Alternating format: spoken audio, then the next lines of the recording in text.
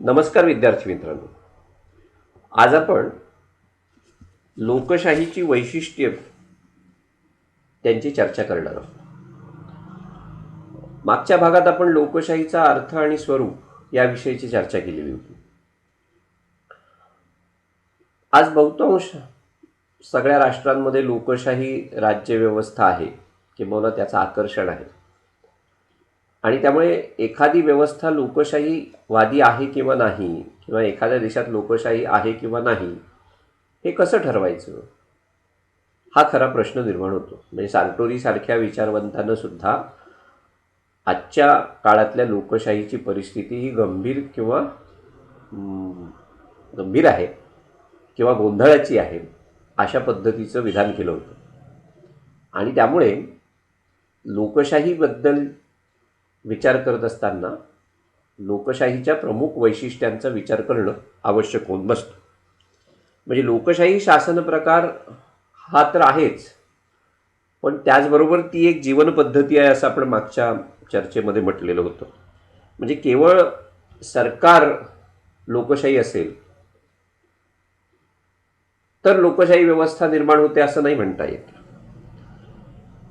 जोपर्यंत समाज लोकशाहीनिष्ठ बनत नाही तोपर्यंत लोकशाही व्यवस्था रुळत नाही, फुलत नाही, फळत नाही. आफ्रिका आणि आशिया खंडात नव्यानं स्वतंत्र झालेले जे देश होते, त्या देशातल्या अनेक लोकशाही व्यवस्था कोलमडून पडल्या. त्याची उदाहरणं आपल्या डोळ्यासमोर आहेत.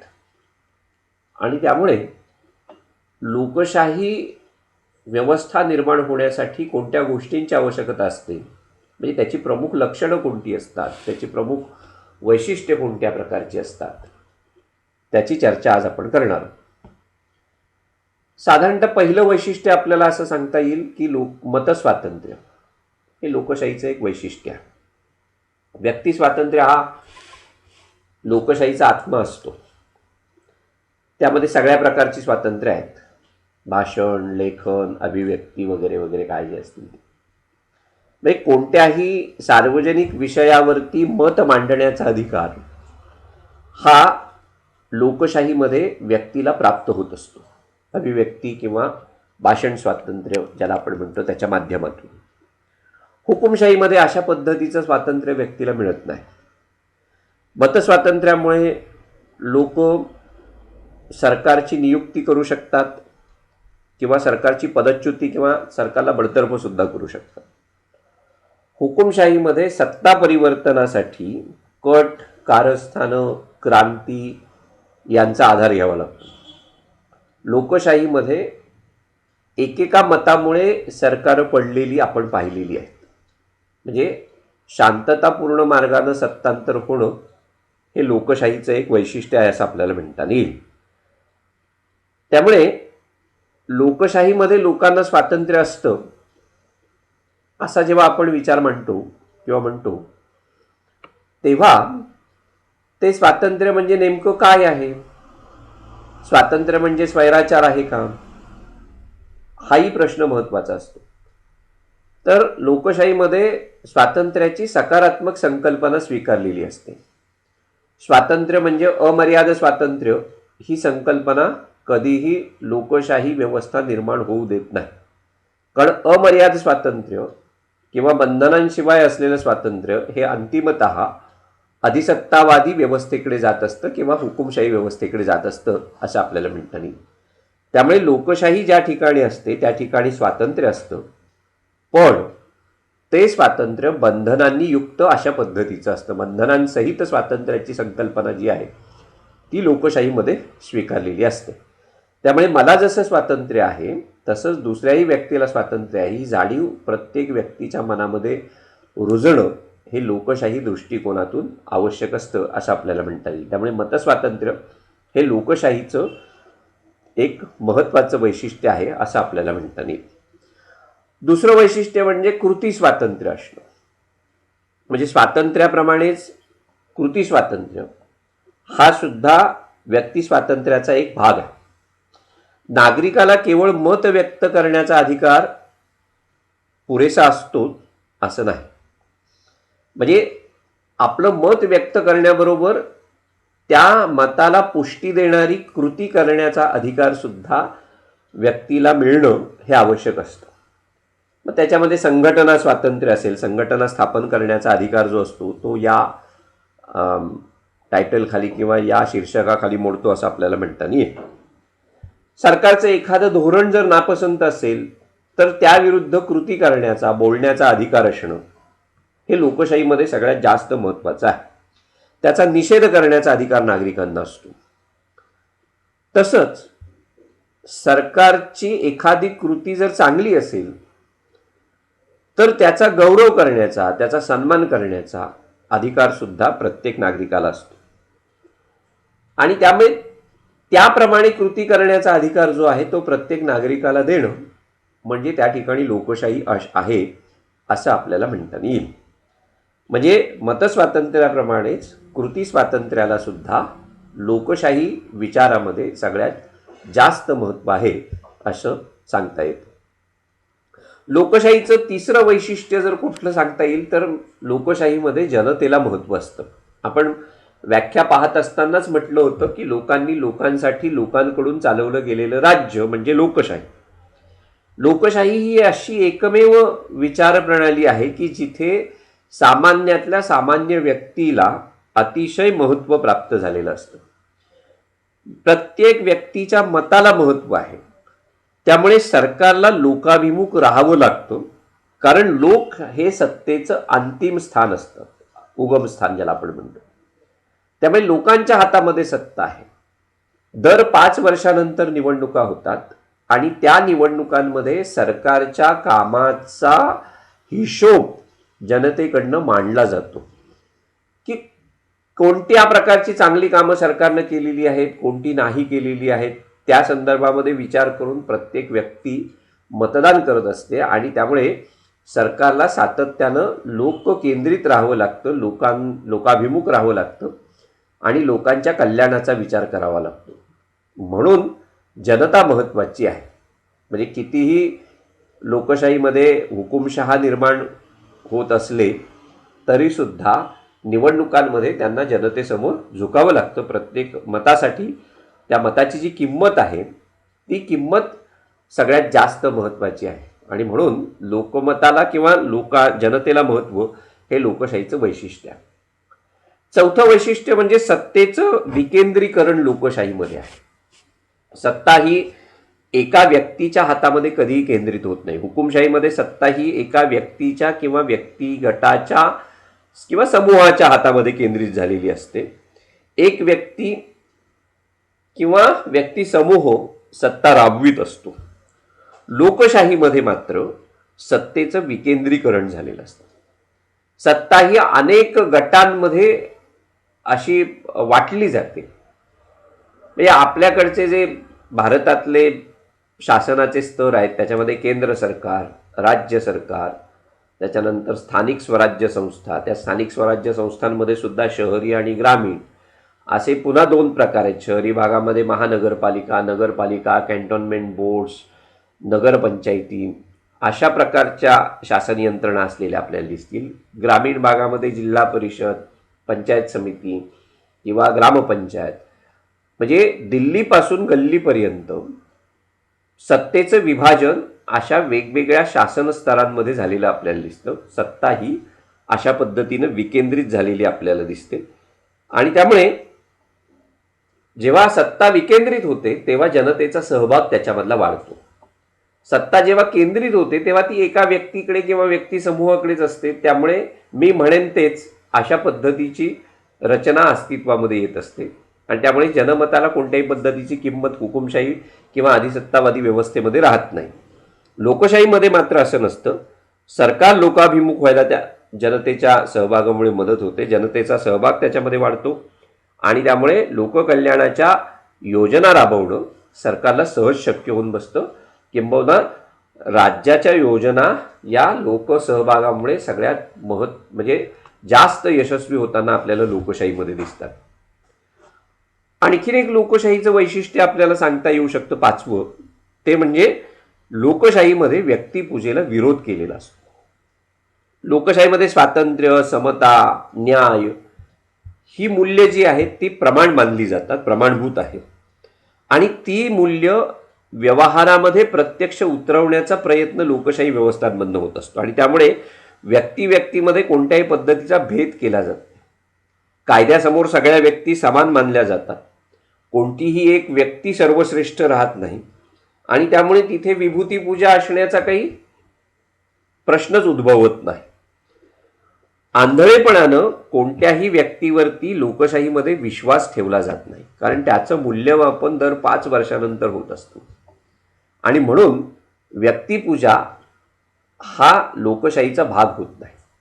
हुकुमशाहीमध्ये एकाच व्यक्तीला किंवा व्यक्तिसमूहाला जास्त महत्त्व मिळत जातं, त्यामुळे त्याचं महत्त्व वाढत जातं. आणि व्यक्ती महात्म्यामुळे मग ते जे काही म्हणतील तेच अनुयायांनी स्वीकारायचं, म्हणजे नेते आणि अनुयायी अशा पद्धतीचे संबंध हे हुकुमशाहीमध्ये निर्माण होतात. लोकशाहीमध्ये मात्र असे कुठलेही संबंध निर्माण होत नाहीत. लोकशाहीमध्ये जनता सत्सद विवेकाच्या आपल्या सत्सद विवेक बुद्धीनं निर्णय घेत असते.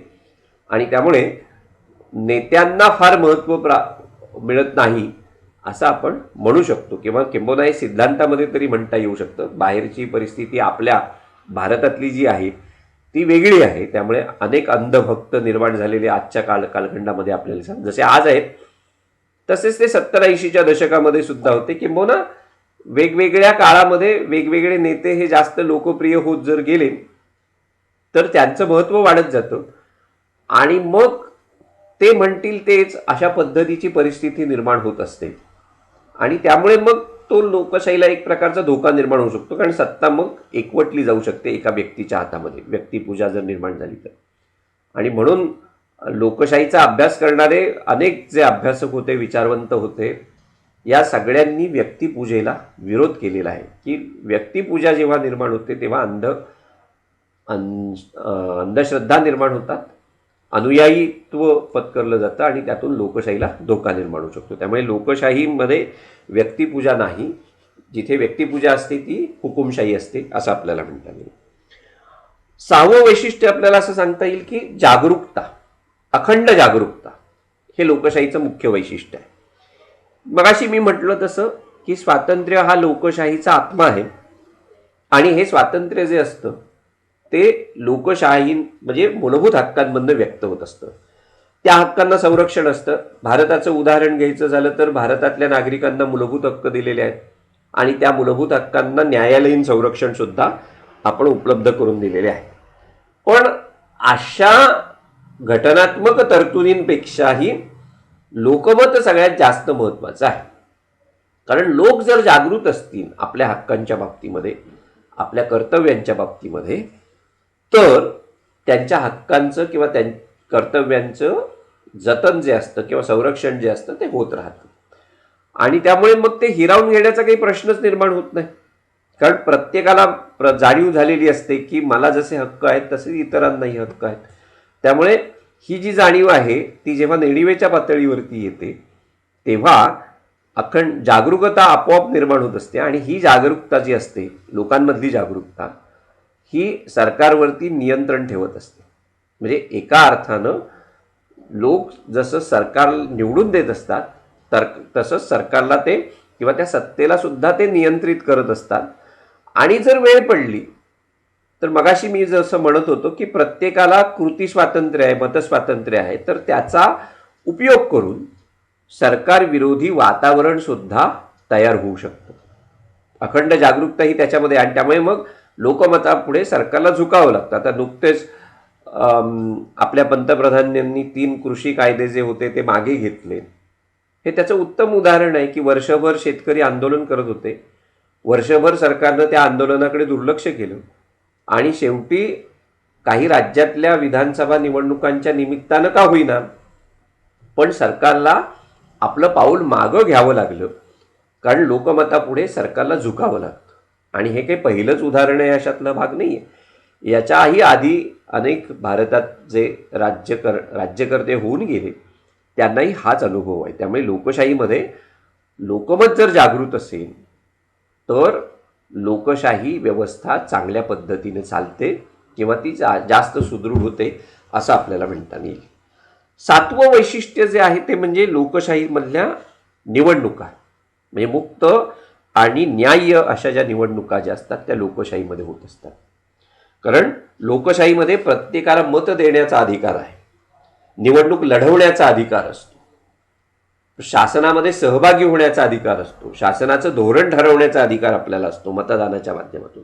अर्थात हे सगळं गुप्त मतदानाच्या पद्धतीनं होत असतं आणि त्यामुळे मतदारावरती कोणत्याच पद्धतीचं दडपण नसतं. मी कुणाला मत द्यायचं हे मी ठरवत असतो, म्हणजे स्वतः ठरवायचं असतं. कोणत्याही प्रलोभनाला बळी न पडता मतदान होणं हे लोकशाही प्रक्रियेचं महत्त्वाचं वैशिष्ट्य आहे असं आपल्याला म्हणता येईल.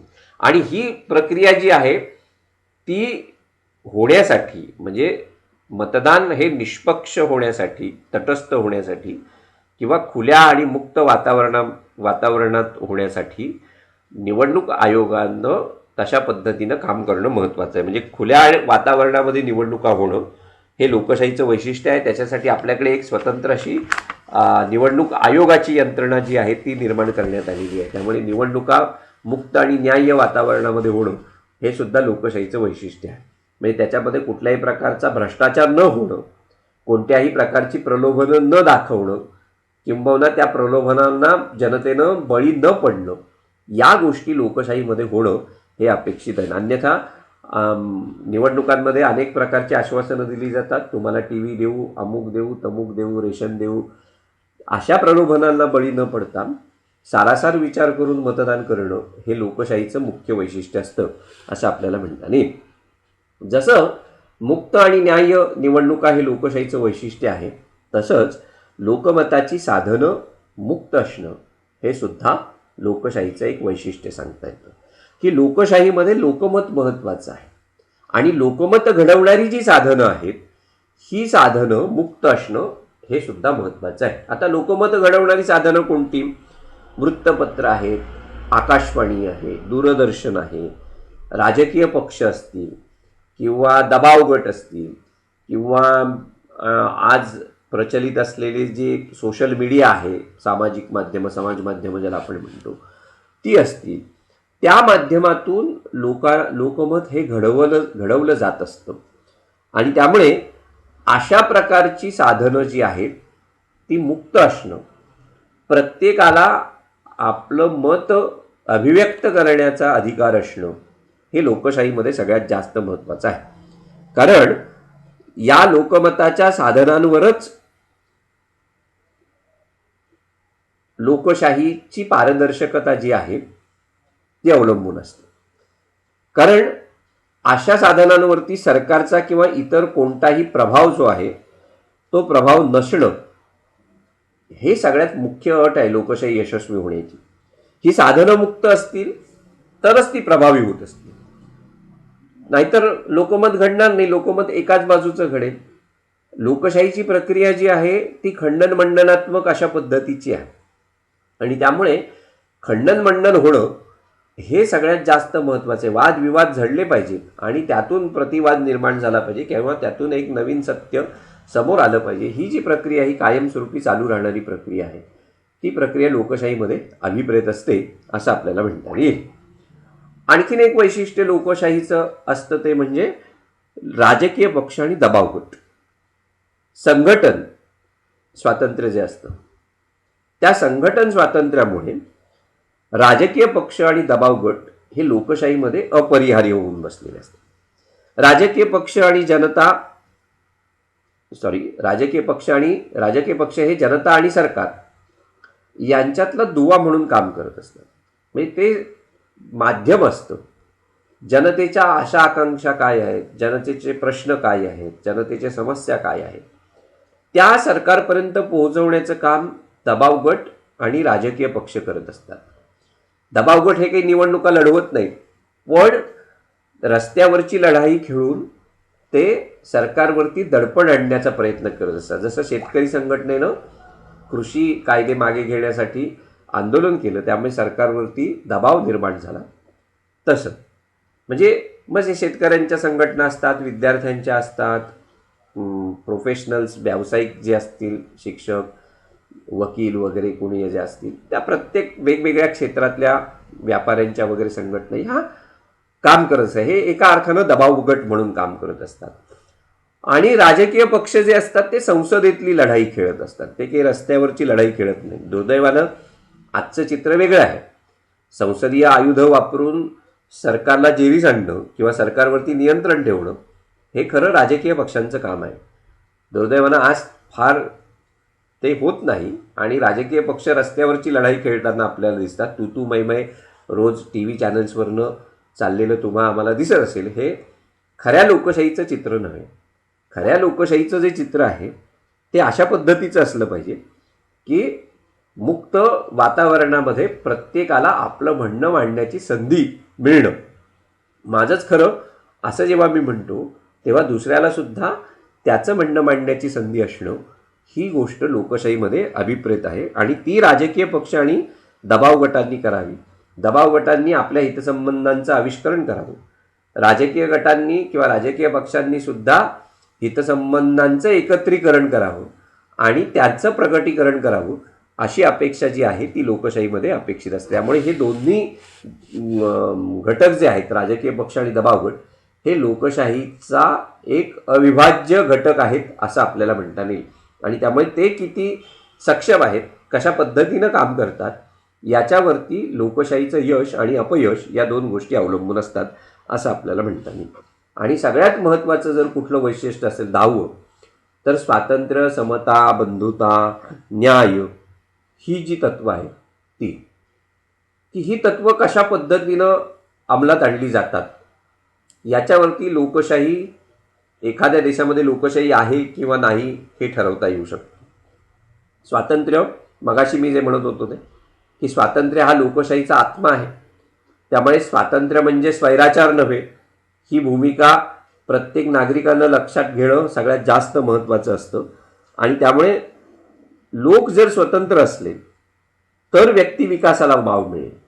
आणि त्या दृष्टिकोनातून म्हणजे राज्य हे काही साध्य किंवा साधन या संकल्पनेच्या बाबतीमध्ये बोलायचं झालं तर ते फक्त साधन आहे. व्यक्तिहित साधणं ते साधणारं साधन म्हणून राज्याकडे बघितलेलं आहे. म्हणजे त्या दृष्टिकोनातून स्वातंत्र्य हा घटक महत्त्वाचा आहे की प्रत्येक व्यक्तीचं हित साधलं जाणं, प्रत्येक व्यक्तीचा व्यक्तिविकास होणं हे लोकशाहीमध्ये अपेक्षित आहे. प्रत्येक व्यक्तीला समान संधी मिळणं समतेच्या दृष्टिकोनातून, कायद्यापुढे सगळेजण समान असतील अशा पद्धतीची रचना असतं. समता म्हणजे समपातळीचं तत्त्वज्ञान नव्हे, कारण ते शक्य नाही. त्यामुळे सकारात्मक समतेचा भाव नागरिकांनी स्वीकारणं या गोष्टीला लोकशाहीमध्ये सगळ्यात जास्त महत्त्वाचं आहे. आणि न्याय ही जी संकल्पना जी आहे ती ही सामाजिक, आर्थिक, राजकीय क्षेत्रामध्ये न्याय वातावरण तयार होणं किंवा न्याय मिळणं व्यक्तीला हे लोकशाहीमध्ये अभिप्रेत आहे. आणि त्यामुळे स्वातंत्र्य, समता, बंधुता ही तीन तत्व जिथे असतात तिथे लोकशाही नांदते असं आपण म्हणतो. आणि ह्या 3 तत्वांना उजागर करण्यासाठी बंधुतेचं तत्वसुद्धा महत्त्वाचं आहे. जात, धर्म, भाषा, प्रांत असे जे काही भेदभाव आहेत व्यक्तीमध्ये हे भेदभाव जरी असले तरी त्यांच्यामध्ये बंधुभाव अपेक्षित आहे. कारण एकात्मता जर नसेल समाजामध्ये तर अंतिमतः तिथे लोकशाही नांदत नाही. त्यामुळे लोकशाही नांदण्यासाठी स्वातंत्र्य, समता, बंधुता आणि न्याय या 4ही तत्वांचा विचार करणं आवश्यक ठरतं असं आपल्याला म्हणता येईल.